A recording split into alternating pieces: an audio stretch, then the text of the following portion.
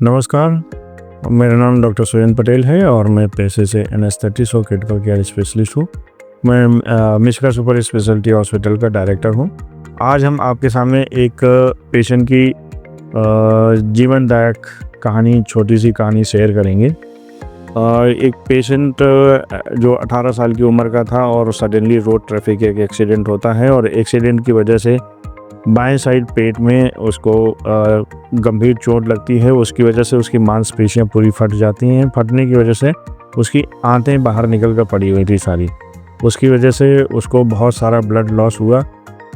Blood जब वो हमारे पास आया तो शॉक की कंडीशन में था। उसका बीपी 60/40 आ रहा था, बहुत कम था।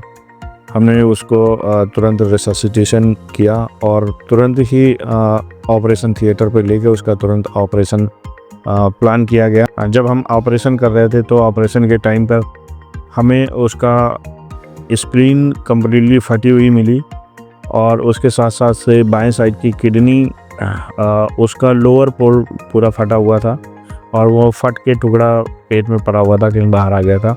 और आंत के उसके इंटेस्टाइन के 2 पार्ट हो रखे थे। एक पार्ट अपर जेजुनम में फटा हुआ था और एक नीचे जो पोर्शन फटा हुआ था वो असेंडिंग कोलन के पास में फटा हुआ था।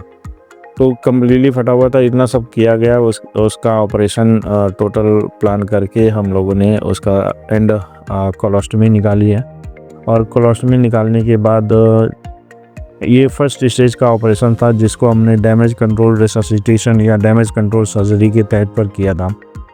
हमने second look of surgery plan किया गया था, लेकिन तभी उसके साथ एक और घटना हुई कि 4 दिन बाद उसके ड्रेन से जो ड्रेन डाले गए थे वहाँ से बाइल आना स्टार्ट हो गया।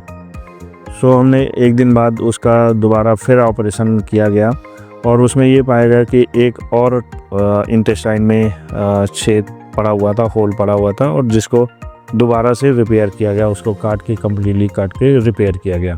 रिपेयर करने के बाद पेशेंट धीरे धीरे ग्रेजुअली कुछ दिन तक वेंटिलेटर पर रहा और वेंटिलेटर से निकलने के बाद धीरे धीरे ग्रेजुअली ठीक हुआ और अभी वो हमारे पास, आज हमने उसको फिर देखा है और वो छोटी सी कहानी पेशेंट के साथ हम आपके सामने पेश कर रहे हैं, जो आगे की कहानी अपना एक्सपीरियंस शेयर करेंगे आपसे।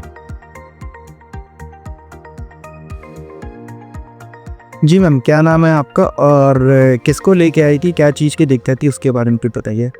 मेरा नाम सिंकी है। ये मेरे भाई हैं सनी यादव। इनका एक्सीडेंट हुआ था तो एक्सीडेंट के हिस्से में यहाँ पे हम लेके आए थे। मैम, एक्सीडेंट कहाँ पे हुआ था और क्या कंडीशन थी और यहाँ पे कैसे क्या लेके आए इस हॉस्पिटल में, उसके लिए बताइए। इनका एक्सीडेंट बाइक से हुआ था रूनो पे।